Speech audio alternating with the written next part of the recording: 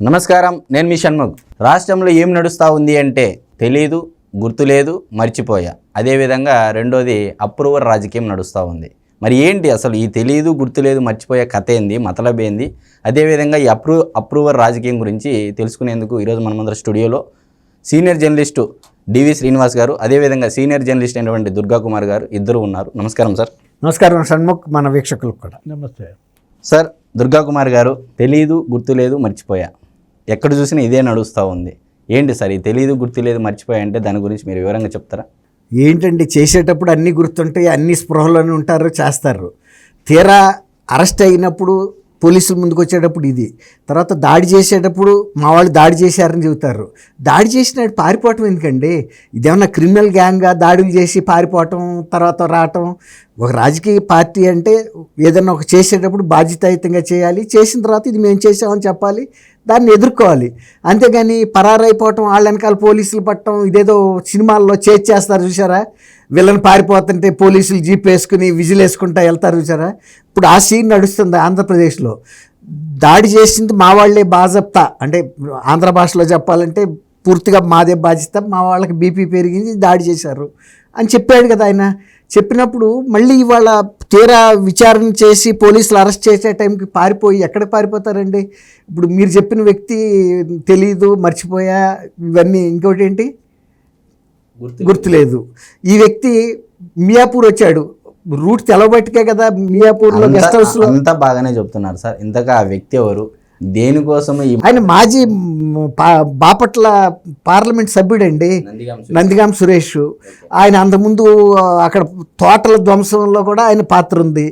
అలాంటి వ్యక్తి ఆయన పారిపోయి మరి మియాపూర్ రాక వచ్చిన సంగతి ఆయన గుర్తుందా? ఆయన ఎక్కడ అరెస్ట్ చేశారు? ఒక గెస్ట్ హౌస్కి వెళ్ళాడు, ఎక్కడో వెళ్ళి బస్ స్టాండ్లో కూర్చోవాలా, రైల్వే స్టేషన్లో కూర్చోవాలా, ఒక కంఫర్టబుల్గా రహస్య ప్రదేశం చూసుకుని ఈ పోలీసులు ఇక్కడికి రాలేరు అనుకుని ఒక నమ్మకం చిక్కిన తర్వాత వెళ్ళాడు. పోలీసులు కూడా అంతకన్నా ఎత్తులకు పై ఎత్తేసి వెళ్ళారు, అరెస్ట్ చేశారు, తీసుకొచ్చిన తర్వాత ఇవన్నీ చెప్పాడు, నాకు తెలీదు, గుర్తులేదు అంటే ఆయన ఎంపీ అని గుర్తుందా? అదే కదా మరి చేసి ఉండాలి. అంటే గతంలో ఒక రీగన్కి అనుకుంటా, అమెరికన్ ప్రెసిడెంట్కి కూడా అల్జిమార్స్ అని వచ్చింది. ఆయన ప్రెసిడెంట్గా చేసిన విషయం కానీ, అన్ని హాలీవుడ్ సినిమాల్లో హీరో చేసిన విషయం కానీ గుర్తులేదంట. అట్లాంటి అల్జిమార్స్ ఏమన్నా ఈయనకు వచ్చిందా? అలాగే అనుకుందాం పని, అల్జిమార్స్ వచ్చిందని. మరి మియాపూర్ రావాలి, గెస్ట్ హౌస్లో దాక్కోవాలి, పోలీసులు నన్ను అరెస్ట్ చేస్తున్నారు అనేదంతా అక్కడ రాక స్పృహతోనే ఉన్నాడు కదా. తీసుకొచ్చిన తర్వాత ఈ పద్యాలు పాడాడు, బాగానే ఉంది. పాడిన తర్వాత వాళ్ళు గూగుల్ టేక్అవుట్ ద్వారా బాబు నువ్వు అక్కడ ఉన్నావు అని విత్ టెక్నికల్ ఎవిడెన్స్ చూపించారు.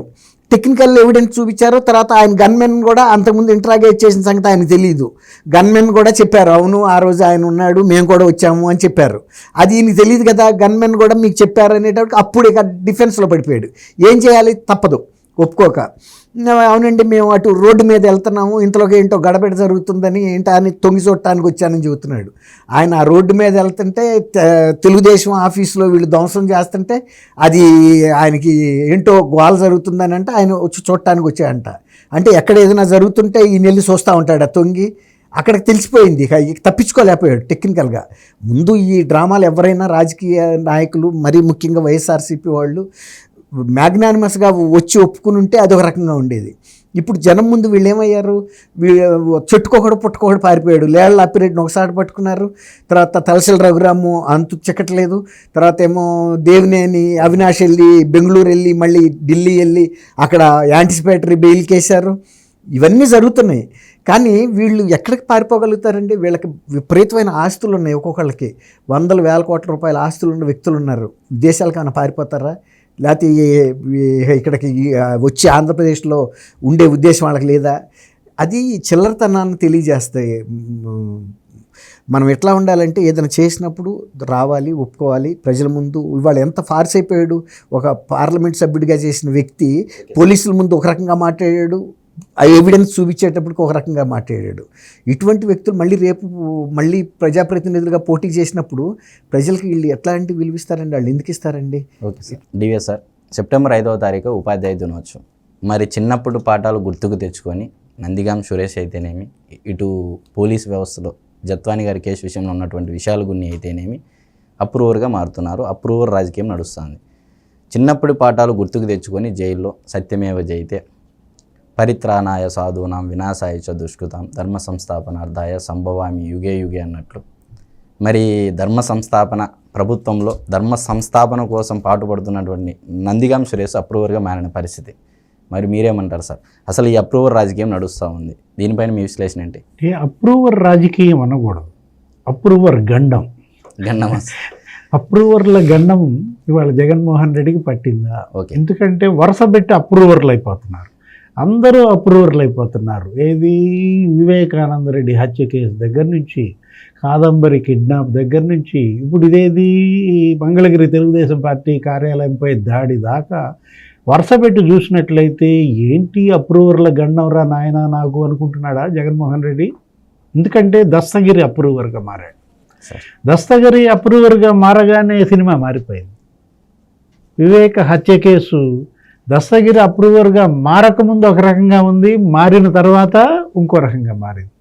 వెంటనే బయటకు వచ్చేసినాయి ఎవరెవరు ఆ గొడ్డలు ఎక్కడ చేయించారు, ఏ ఊళ్ళో గొడ్డలు తెచ్చారు, లేకపోతే హత్యకు ముందు హంతకులు ఎక్కడ కలిశారు, హత్య తర్వాత హంతకులు ఎక్కడ కలిశారు, ఆ గూగుల్ టేక్అవుట్ ఇవన్నీ బయటకు వచ్చేసాయి కదా, కాల్ రికార్డ్స్ బయటకు వచ్చినాయి కదా. అంటే దస్తగిరి అప్రూవర్గా మారడం అనేది వివేక హత్య కేసును ఒక కొలిక్కి ఎలా తెచ్చిందో, ఇప్పుడు లేటెస్ట్ అప్రూవర్ ఎవరంటావు? నందిగం సురేష్ అప్రూవర్గా మారాడు. మీరు అన్నట్లు సార్, మామూలుగా ఒక మనిషికి సనాతన ధర్మం ప్రకారం వాహన గండమో జలగండమో ఉంటుంది. జగన్మోహన్ రెడ్డి గారు కొత్తగా ఈ అప్రూవర్ల గండం ఏంటి సార్? జైలు గండం.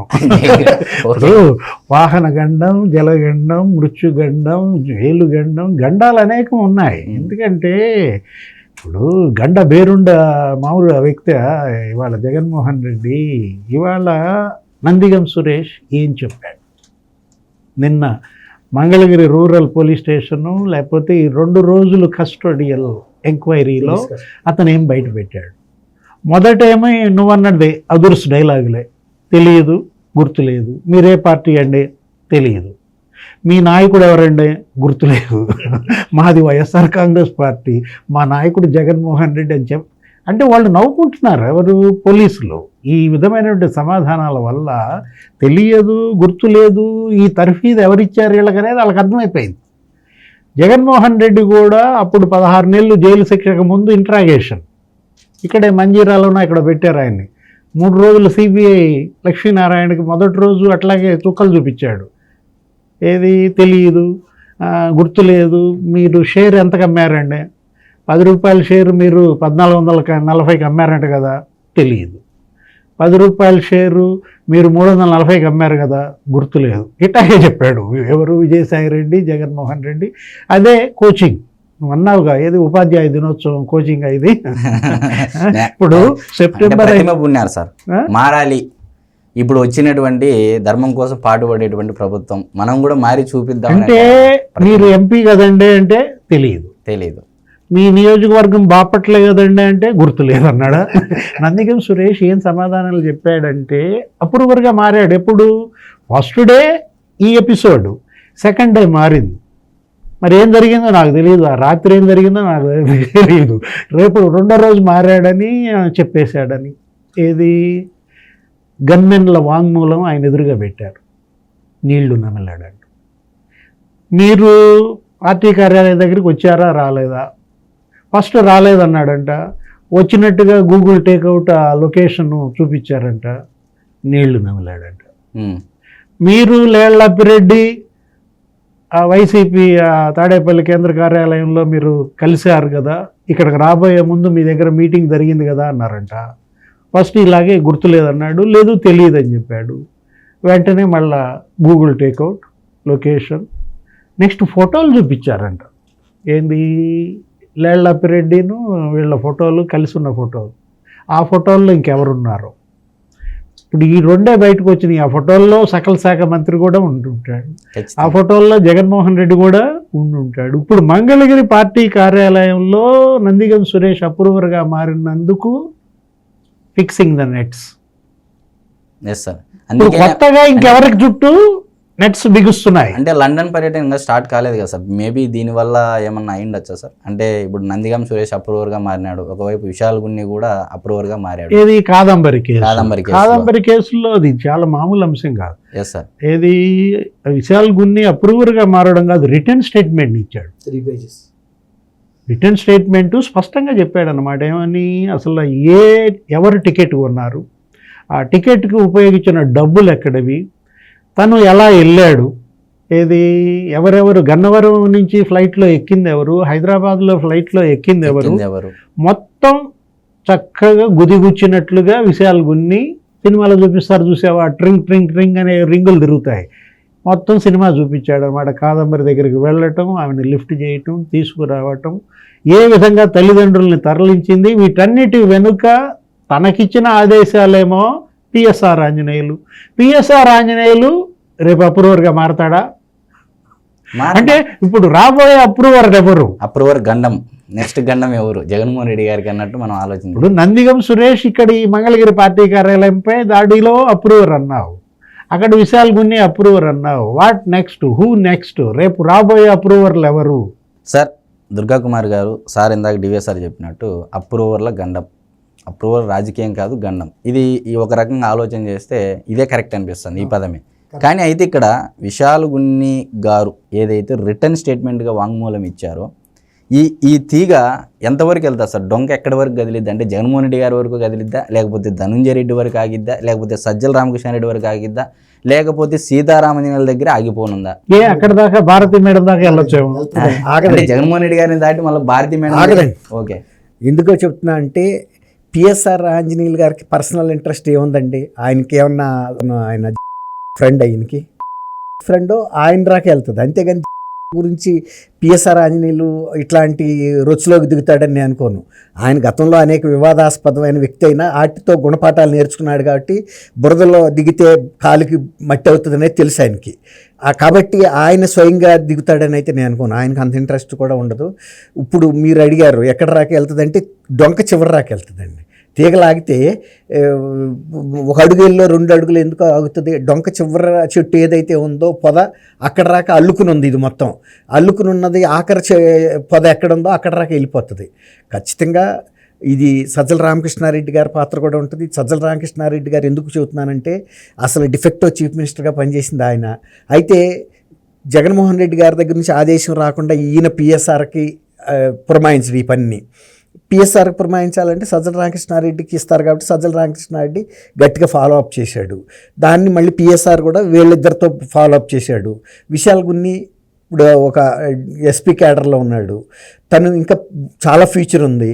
ఇవాళ ఈ కేసులో ఇన్వాల్వ్ అవటమే చాలా దురదృష్టకరమైన పరిస్థితి, ఆయనకి చాలా క్లిష్టమైన పరిస్థితి కూడా. కనీసం ఉండంతలో కొంతలో కొంతైనా సేఫ్గా బయటపడటానికి ప్రయత్నిస్తాడు తప్ప ఆయన మెడకు ఉరేసుకుంటాడని అయితే ఈ అంశం మీద నేను exactly sir what you said. నేను ఏమంటున్నానంటే 2000 ఐపీఎస్ అంటే 2010 ఐపీఎస్ బ్యాచ్కి చెందినటువంటి అధికారి విశాల్ గున్ని గారు. మరి ఇతను సర్వీస్లోకి వచ్చి 14 years అయింది. ఇతను కూడా ఊహించి ఉండడు జగన్ జమానాలో నాకు ఇలాంటి సెట్ బ్యాక్ వస్తుంది, ఇలాంటి ఒక బ్యాక్ లాగ్ సార్, ఇది ఒక సస్పెండ్ అంటే ఒక బ్యాక్ లాగా ఖచ్చితంగా అక్కడ ఆగదు, సస్పెన్షన్ దగ్గర ఆగుతుంది అనుకోవడానికి లేదు. ఇక్కడ కూడా సార్ ఆర్టికల్ ఆఫ్ చార్జెస్ అని చెప్పేసి ఒక అభియోగ పత్రాలు నెక్స్ట్ ఈ సస్పెండ్ తర్వాత దాఖలు చేయాల్సి ఉంటుంది, ఎంక్వైరీ విచారణ చేయాల్సి ఉంటుంది 3 IPS ఆఫీసర్ని. ఓకే, ఎనీహౌ అంతవరకు బాగానే ఉంది, ప్రభుత్వం కూడా వేగంగా. అయితే ఇక్కడ నేషనల్ హ్యూమన్ రైట్స్ కమిషన్ ఏమైంది సార్? జాతీయ మహిళా సంఘ కమిషన్ చైర్పర్సన్ ఏమయ్యారు? అసలు ఎక్కడ వీళ్ళ ప్రస్తావన లేదు. ఇప్పుడు ఇది పక్క రాష్ట్రానికి సంబంధించినటువంటి మహిళ అని చెప్పేసి ఆంధ్రప్రదేశ్ రాష్ట్రానికి చెందిన మహిళా సంఘం చైర్పర్సన్ కూడా గజ్జల వెంకటలక్ష్మి గారు కూడా చెప్పారు. మరి ఇది అంతర్రాష్ట్రాలకు సంబంధించిన అయితే దేశానికి సంబంధించిన అంశమే కదా. మరి ఈ నేషనల్ హ్యూమన్ రైట్స్ కమిషన్ ఎందుకు ఇన్వాల్వ్ కాలేదు? నేషనల్ మీడియాలో దీని మీద ఎందుకు చర్చ జరగలేదు? అదేవిధంగా మహిళా సంఘాల చైర్పర్సన్ కూడా ఎందుకు స్పందించలేదంటే ఏం చెప్తారు? ఇప్పుడు మనం ఆంధ్రప్రదేశ్ నుంచి మొదలు పెడదామండి. గజ్జల వెంకటలక్ష్మి గారు ఆ మాట మాట్లాడటం అనేది అసలు ఆమె ఆ పోస్ట్కి అర్హురాలు కాదు. ఆమె మా రాష్ట్రం చెందిన మహిళ కాదు కాబట్టి మా జ్యూరిస్డిక్షన్లోకి రాదన్నట్టు చెప్తుంది. అంతకన్నా అవివేకమైన. ఒకవేళ మీరు అన్నట్లు ఆమె చెప్పిన దాని ప్రకారమే ఆమె మన రాష్ట్రానికి చెందిన మహిళ కాకపోతే ఇబ్రహీంపట్నంలో ఆమె మీద కేసు ఎందుకు పెట్టారు సార్? అవును, అదే అంటున్నా. అసలు ఇంకోటి, ఆ సంఘటన మొత్తం జరిగింది ఆంధ్రప్రదేశ్లోను. తర్వాత విజయవాడ, ఇప్పుడు ఇబ్రహీంపట్నం ఒకటి విజయవాడ ఒకటి కాదు కదండి. ఇబ్రహీంపట్నంలో జరిగినప్పుడే అది రాష్ట్రానికి గుండెకాయ లాంటి ప్రదేశంలో జరిగితే ఆమె ఏ రాష్ట్రం వ్యక్తి అన్నా కానీ ఉండే, అసలు విదేశీ వనిత అయితే అవ్వచ్చు కాక, విదేశీ వనిత అయినా కూడా మన రాష్ట్రంలో ఆ సంఘటన, అలాంటి దుస్సంఘటన జరిగినప్పుడు ఖచ్చితంగా ఆ రాష్ట్ర మహిళా సంఘం స్పందించాలి. మహిళే కదా, మహిళ కాదనే మాట లేదు కదా అక్కడ. అంటే కోల్కతాలో ఒక ట్రైనీ డాక్టరు విచక్షణారహితంగా 3 గంటలే నరకం అనుభవించి చనిపోవడం జరిగింది. అది యావత్ భారతదేశానికి శోచనీయం, అది దురదృష్టవశాత్తు జరిగింది. మరి బతికున్నటువంటి కాదంబరి జత్వాని గారిని 42 రోజుల పాటు నిర్బంధించి గెస్ట్ హౌస్లో కొన్ని రోజుల పాటు ఉంచి కనీసం జైల్లో నిర్బంధించిన తర్వాత పీరియడ్స్ వస్తే నాప్కిన్స్ కూడా ఇవ్వని దౌర్భాగ్య పరిస్థితి. మరి ఏంటి సార్ ఇలాంటి సిచ్యువేషన్ అనుభవించినటువంటి, మేబీ రావణలంకలో కూడా సీతమ్మ ఇలాంటి పరాభవము, ఇలాంటి అగత్యాలు అకృత్యాలు అప్పట్లో కూడా అనుభవించి ఉండదు. మరి ఈ కాదంబరి జత్వాని విషయంలో మహిళా సంఘాలు ఎందుకు సైలెంట్గా ఉన్నాయి? మంచి ప్రశ్న అడిగారండి. ఇంకా ఆ రోజుల్లో సీతమ్మ వారిని చెరబట్టిన రోజుల్లో మానవత్వం ఇంత నశించిపోలేదండి. కాబట్టి ఇప్పుడు ఏంటంటే చదువుకున్న కొద్దీ మానవత్వం నశించిందండి. ఇప్పుడు 3 ఐపీఎస్ ఆఫీసర్స్ అంటే వాళ్ళకి రాజ్యాంగం మీద కానీ, ఐపీసీ మీద కానీ, క్రిమినల్ ప్రొసీజర్ కోడ్ మీద కానీ, జ్యుడిషియరీ మీద కానీ ఎంత అవగాహన ఉంటుందండి. వాళ్ళకి సర్దార్ వల్లభాయ్ పటేల్ పోలీస్ అకాడమీలో ఎంత ట్రైనింగ్ ఇస్తారండి. వాళ్ళు అసలు ఐపీఎస్కి సెలెక్ట్ అయ్యేటప్పుడు కూడా వాళ్ళకి ఎంత నాలెడ్జ్ ఉంటే అవుతుందండి. అలాంటి వ్యక్తులు ఇట్లాంటి దుష్కార్యం చేశారంటే ఎవరు కూడా నమ్మలేకపోతున్నారు. వాళ్ళు కింద పోలీస్ ఆఫీసర్స్ ఎవడన్నా దుర్మార్గంగా వ్యవహరిస్తే సంస్కరించాల్సిన వ్యక్తులు వాళ్ళు.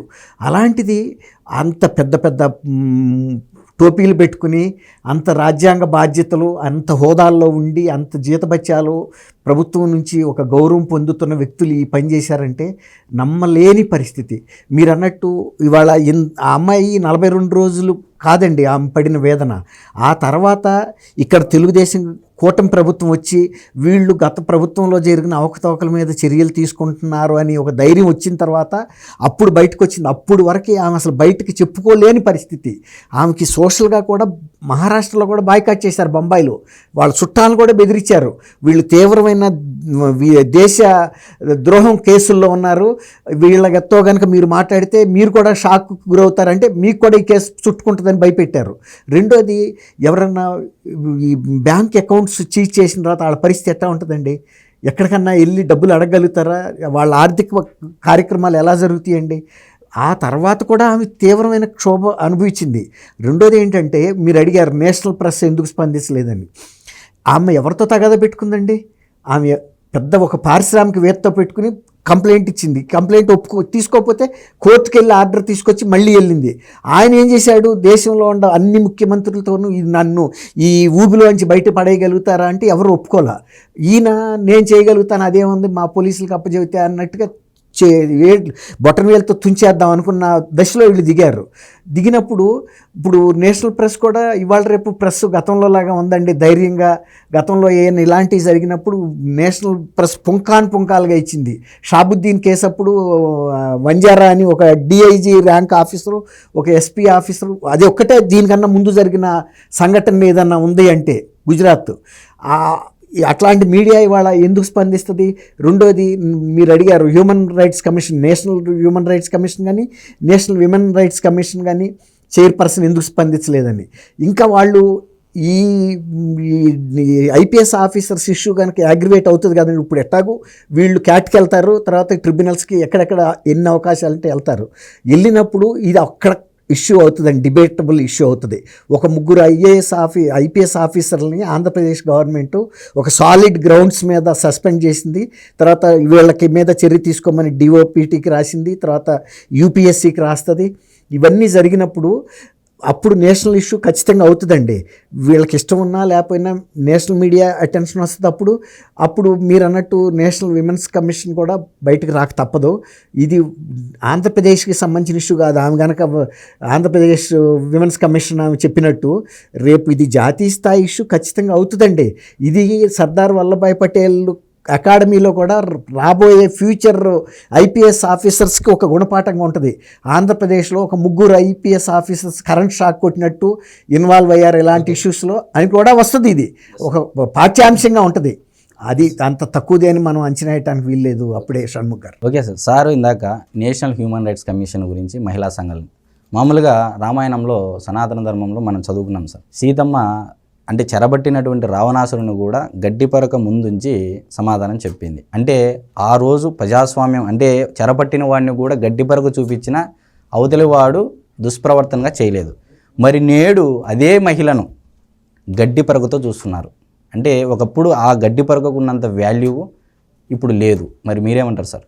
బాధాకరం, ఇది విషాదకరం అన్నమాట. ఇది మహిళల పట్ల ఇంత ఈ విధంగా అరాచక శక్తులు స్వైర విహారం చేయటం అనేది. గన్ కన్నా ముందు వస్తాడు జగన్ ఏదో అందామా, ఎవరు రోజు గన్ కన్నా జగన్ ముందుండేది కిడ్నాపుల్లోనా? ఇప్పుడు గన్ కన్నా జగన్ ముందుండేది ఇలా చిత్రహింసలు పెట్టడంలోనా? ఏమైంది రోజా? ఎందుకని మాట్లాడలేదు కాదంబరి పైన? ఎందుకని స్పందించలేదు? సినీ నటే కదా, ఆమె సినీ నటి, ఈమె సినీ నటి. ఇప్పుడు రిషితేశ్వరి, వనజాక్షి అనేది నోరు తెరిస్తే చాలు వీళ్ళు 5 ఏళ్ళు మోగేవాళ్ళు. ఏమని? వైఎస్ఆర్ కాంగ్రెస్లో వాసిరెడ్డి పద్మైన అంతే, మాట్లాడితే వనజాక్షి అనేవాళ్ళు, రిషితేశ్వరి అనేవాళ్ళు.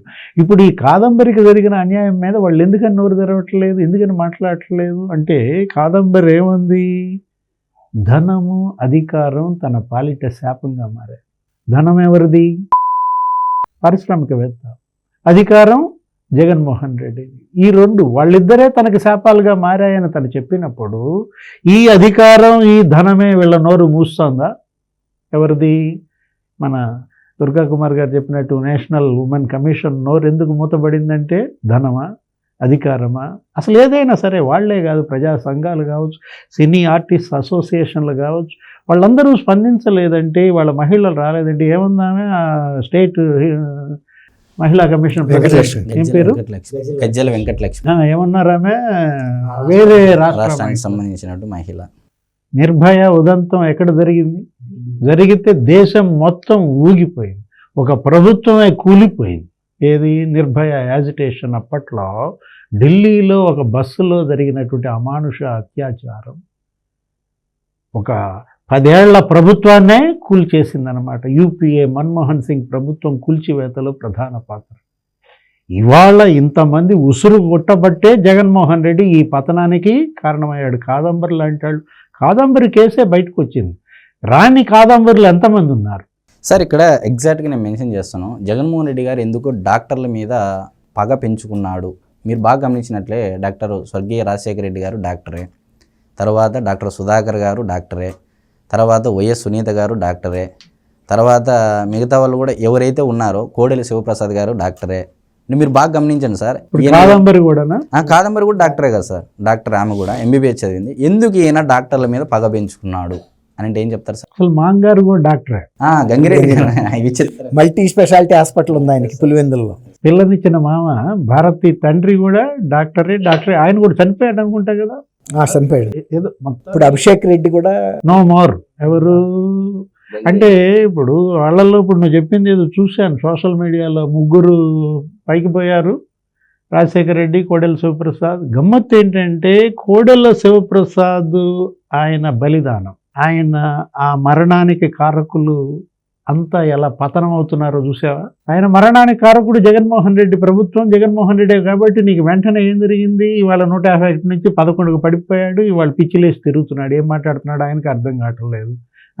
చూసా మొన్న పిఠాపురంలో జగన్మోహన్ రెడ్డి యాక్షన్ ఎలా ఉందో. ఇప్పుడు పిఎస్ఆర్ ఆంజనేయులు, ఈ పిఎస్ఆర్ ఆంజనేయులే కోడెల శివప్రసాద్ గారిని ఆ రోజు టార్చర్ పెట్టాడు. ఏది? ఇవాళ పిఎస్ఆర్ ఆంజనేయుల పరిస్థితి ఏమైంది? ఇప్పుడు వాళ్ళ ఉసురు తగులుతుంది షణ్ముఖ్. వివేకానంద రెడ్డి ఉసురు తగిలింది.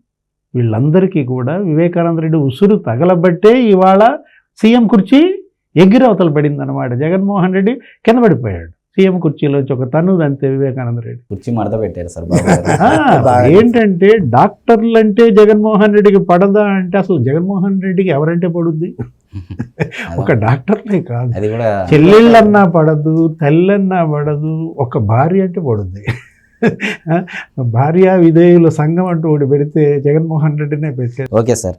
సార్ దుర్గా కుమార్ గారు, చివరగా ఇందాక సార్ చెప్పారు డాక్టర్లు అంటే పడదు, ఎవ్వరు కూడా పడదు అని చెప్పేసి. మామూలుగా వైద్యు నారాయణు హరిహి అంటారు, దేవుడితో చూస్తారు, విష్ణువుతో పోల్చుతారు వైద్యున్ని. మరి ఇలాంటి పరిస్థితుల్లో ఇందాక చెప్పాం సార్ పేర్లు, ఎవరు? స్వర్గీయ రాజశేఖర రెడ్డి గారు, స్వర్గీయ కోడెల శివప్రసాద్ గారు, డాక్టర్ సుధాకర్ గారు, మామూలుగా ఇప్పుడు డాక్టర్లుగా ఉన్నటువంటి కాదంబరి జత్వాని అయితేనేమి, డాక్టర్ వైఎస్ సునీత అయితేనేమి, వీళ్ళందరూ డాక్టర్లే. అందులో 3 స్వర్గస్థులయ్యారు. మరి ఏంటి సార్ ఇలాంటి పరిస్థితుల్లో మనము వైద్యులను దేవుళ్ళతో పోల్చిన వాళ్ళు జగన్మోహన్ రెడ్డి గారిని ఎందుకు 1 by 1 ఒక్కొక్కరిని దూరం చేసుకుంటూ ఉన్నారు? అంటే యాదృచ్ఛికమా, లేకపోతే అనుకోని జరిగిన సంఘటనలా, లేకపోతే ఖచ్చితంగా ఇలానే జరగాలి పెంచుకుంటూ పోతానన్నట్టు ఇలా పెంచుకుంటూ వెళ్తున్నాడా డాక్టర్ల మరణాలను? అంటే ఏం చెప్తారు సార్? జగన్మోహన్ రెడ్డి గారిని ఇతర మానవ మాతృలతో పోల్చడానికి కానీ వాళ్ళ ఘాట్ని కట్టడానికి కానీ వీలు కాదండి. ఈయన డిఫరెంట్ పర్సను. తండ్రే మావాడు చెబితే విండయా, వాడికి తెలీదు చెబితే విండవు అని మొత్తుకునేవాడంటే, రాజశేఖర రెడ్డి గారు ఒక రాష్ట్రానికి ముఖ్యమంత్రి, కాంగ్రెస్ని 2 సార్లు అధికారంలోకి తీసుకొచ్చాడు, పీసీ ప్రెసిడెంట్ చేశాడు, కింద స్థాయి నుంచి వచ్చి అందరి మన్ననలో పొందాడు. అటువంటి వ్యక్తికి వెర్రి గంగిరిలు పెట్టించాడంటే ఈయన మామూలు సాధారణమైన వ్యక్తి కాదండి. ఈయన ఆలోచన విధానం ఎప్పుడు డిఫరెంట్గా ఉంటుంది. ఆయనకి మీరు అన్నట్టు డాక్టర్లన్నా గౌరవం లేదు, ప్రజలు అంతకన్నా మించి ఆయనకి అధికారం ఇచ్చింది ఎవరండి? 2019లో 151 సీట్స్ ఇచ్చిన ప్రజల్ని ఆయళ్ళని ఎందుకు టార్గెట్ చేసుకున్నాడు అనేది ఇప్పటికి అసలు ఎవరికి అర్థం కాని విషయం. ఎవరైతే అధికారం ఇస్తారో వాళ్ళకి ఏదైనా మేలు చేయడానికి ప్రయత్నిస్తారు. ఆయన అధికారంలోకి వచ్చిన దగ్గర నుంచి ఫస్ట్ టార్గెట్ చేసింది ప్రజల్ని. ఈ వర్గం ఆ వర్గం అని లేదు. ఫస్ట్ అనుకున్నారు ఎవరో ఒక వర్గానికి పెట్టాడని. ఆ గన్ని అన్ని వైపులకి తిప్పాడు, 360 యాంగిల్లో తిప్పాడండి. ఆ 360 యాంగిల్లో ఉన్న ప్రజలు కూడా ఈయన మీద సింగిల్గా టార్గెట్ చేశారు. చేసినప్పుడు ఏమయ్యాడు? 151 నుంచి 5 పడిపోయి అటు ఇటు 2 కర్రలు మిగిలినాయి. ఈ నడుస్తారు చూడండి, ఆ కర్రలు పెట్టుకుని ఎత్తుగా ఉండి, అట్లా ఆ రెండింటి మీద నడుస్తున్నాడు తప్ప చాలా ఫ్రగైల్గా ఉంది అతని పరిస్థితి. ప్రజలందరికీ ఆ వ్యక్తిత్వం అనేది అర్థమైపోయింది. ఒకసారి మోసపోతారు కానీ ఒకసారి నాకు అవకాశం ఇవ్వమంటే నమ్మారు. ఏదైనా మంచి పనులు చేస్తాడని, ఎవడైనా అధికారంలోకి వస్తే చేసేది మంచి పనే, అంతేగాని దుష్కార్యం చేయటానికి ఇంత కుట్రగా వస్తాడు అధికారంలో కానీ ఎవడనుకుంటాడండి? అది ఊహించని షాక్ జనం తిన్నారు. ఆ తర్వాత జనం ఇచ్చిన షాక్ కూడా జగన్మోహన్ రెడ్డికి గట్టిగానిచ్చారు. అది కూడా ఇంకా కొంతమంది భయంతో మళ్ళీ ముఖ్యమంత్రి అవుతాడన్న భయంతో వేశారు ఈ సీట్లు కూడా. ఈసారి ఒకసారి ఓడిపోయాడు కదండి, మళ్ళీ 2029లో ఎలక్షన్లు వస్తాయి కదా, అప్పుడు అసలు ఇక ఇన్ని ఆ సీట్లు కూడా రానుకుండా చేస్తారు. ఇప్పుడున్న తరం ఎవరు కూడా మళ్ళీ జగన్మోహన్ రెడ్డి లాంటి వ్యక్తిని, ఇతన్నే కాదు ఇలాంటి వ్యక్తిత్వం ఉన్న మనుషుల్ని ఎవరిని ముఖ్యమంత్రిగా కూడా ఎన్నుకోరండి. అంత గుణపాఠం అయితే ఆంధ్రప్రదేశ్ ప్రజలు నేర్చుకున్నారు. సీఎంఓ కేంద్రంగా పిఎస్ఆర్ మాస్టర్ మైండ్గా జరిగిందన్నారు. ఈ నేరపూరిత కుట్ర సీఎంఓ ఎక్కడుంది? తాడేపల్లి ప్యాలెస్. అంటే వీళ్ళు ఈ రాసేవాళ్ళు, మన మీడియా కూడా ఎలా రాస్తుందంటే ఏదో పాలిష్డ్గా రాస్తున్నారు. సీఎంఓ కేంద్రంగా కాదు, తాడేపల్లి ప్యాలెస్ కేంద్రంగా రాయాలి. మాస్టర్ మైండ్ పిఎస్ఆర్ది కాదు, మాస్టర్ మైండ్ జగన్మోహన్ రెడ్డిది. అంటే విశాల్ గున్ని నేరుగా జగన్మోహన్ రెడ్డిని అటాక్ చేయలేక, నేరుగా తాడేపల్లి ప్యాలెస్ని అటాక్ చేయలేక ఇలా మార్చినట్టున్నాడు ఆయన వాంగ్మూలంలో. ఇది మాస్టర్ మైండ్ ఎవరిది ఇక్కడ? ఈ కాదంబరి కిడ్నాపు, ఈ చిత్రహింసలకి మాస్టర్ మైండ్ జగన్మోహన్ రెడ్డిది, జిందాల్ది. పిఎస్ఆర్ లేకపోతే ఈయనెవరు, కాంతిరాణా టాటా, లేకపోతే విశాల్ గున్ని, వీళ్ళంతా పాత్రధారులు. అసలు సూత్రధారులు వాళ్ళిద్దరు. ఎవరు? A1 A2 Jaganmohan Reddy.